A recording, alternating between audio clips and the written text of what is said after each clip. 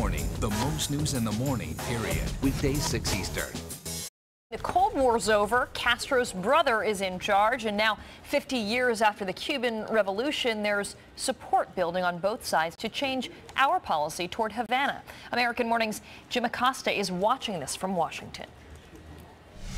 John and Karen, for years the debate over Cuba has gone like this: pro-embargo or anti-embargo.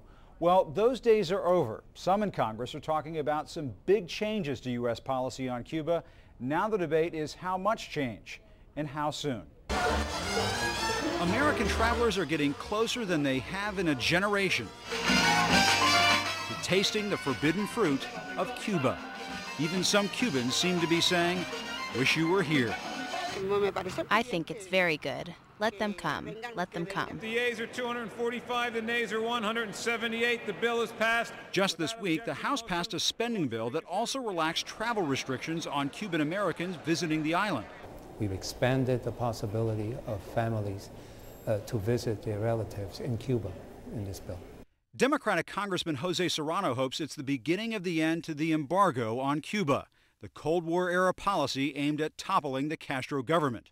The regime has outlasted 10 U.S. presidents and is older than Barack Obama himself. It has failed to accomplish whatever it was supposed to accomplish. All it has done is hurt the Cuban people. This week, influential Republican Senator Richard Lugar wrote to the Foreign Relations Committee, "We must recognize the ineffectiveness of our current policy."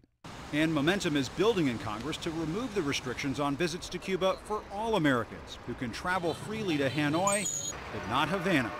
The irony is that you could travel to Tehran today as long as your plane doesn't make a stopover in Havana. But some Cuban American groups say ending the embargo would be going too far, too fast. Every year or two, the Cuban government puts on a nice dog and pony show, which they call elections. There's no freedom of political parties. There's no ability for opposition leaders to participate in these elections.